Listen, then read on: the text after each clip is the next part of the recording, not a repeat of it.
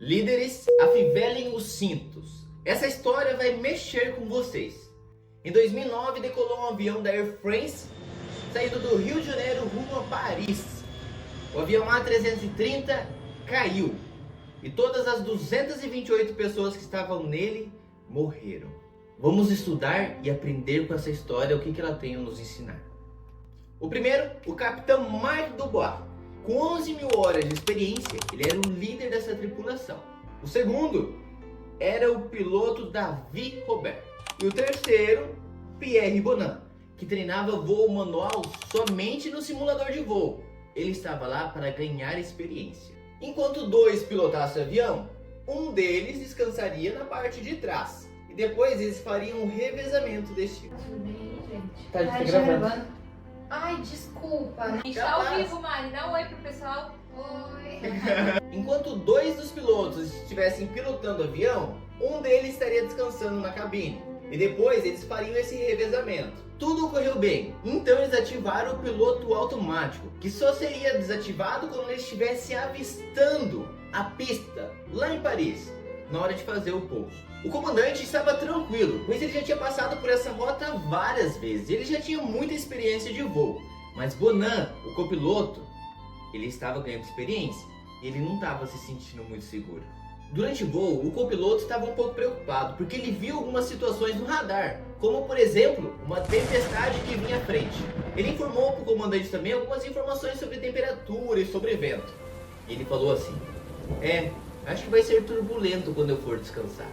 Dá pra ver que aqui o comandante não estava muito preocupado não. Ele perguntou pro Robert, o outro piloto: quem vai fazer o pouso? Você? Ele precisa ajudar a gerenciar e principalmente garantir que a sua equipe está bem treinada e preparada. Ele deixou a cabine e foi dormir. Comandante dormindo, Robert fez alterações em algumas configurações do voo, pois ele percebeu que a temperatura lá fora estava 13 graus acima do que esperado. E logo ele avistou que tinha uma tempestade à frente, que é comum nessa rota por onde eles iam passar. Porém, todos os outros voos fazem um desvio pela direita da tempestade. E ele resolveu fazer um desvio pela esquerda. Alguns ruídos, um cheiro estranho começou a adentrar na cabine. E eles começaram a se questionar: que isso? Tá quente aqui dentro? Que cheiro estranho? Você mexeu no ar-condicionado? Mas logo eles percebem que é cheiro de ozônio. Isso por conta das altas altitudes em que eles estavam. Na fuselagem, que é a lataria do avião, começou a bater uns cristais de gelo e fazer barulho. Logo se formou uma crosta de gelo. No tubo de pitot, que é aquele instrumento que mede a velocidade do avião e também o do vento lá fora, entupiu. E agora? Esses fatos ainda não eram suficientes para fazer o avião cair, mas aconteceram mais algumas situações que só levou a coisa a ficar mais complicada. Vamos só relembrar duas coisinhas importantes. Eles deveriam ter feito o desvio da tempestade pela direita e fizeram pela esquerda. O copiloto não tinha experiência, portanto, ele precisaria estar sendo supervisionado muito bem por alguém experiente. Esse copiloto, ele tentou expressar sobre isso que ele estava sentindo, mostrar os dados ali na cabine do avião. O piloto automático se desengatou, porque o avião perdeu informação de velocidade por conta do entupimento do tubo de pitot. Bonin, o copiloto que estava ganhando experiência, ele pegou o joystick e começou a puxar para cima e para o lado esquerdo, tentando controlar o avião. Só que nesse movimento de puxar, ele fez o avião inclinar e começar a subir mais. E os alarmes começaram a soar. Com todo esse barulho, eles começaram a perder o controle emocional. E numa situação como essa, a primeira coisa a se fazer: resolver o problema para que pare o barulho, o ruído. Pois nós precisamos de equilíbrio emocional para manejar a situação. Ele estava puxando o joystick, o avião sobe e começa a perder a velocidade. E logo começa a soar o alarme de stall. Ou seja, perca de sustentação. Bonin puxava o joystick a todo momento. E o piloto que estava do lado dele, Roberto, quando percebe, fala para ele: para de puxar o joystick.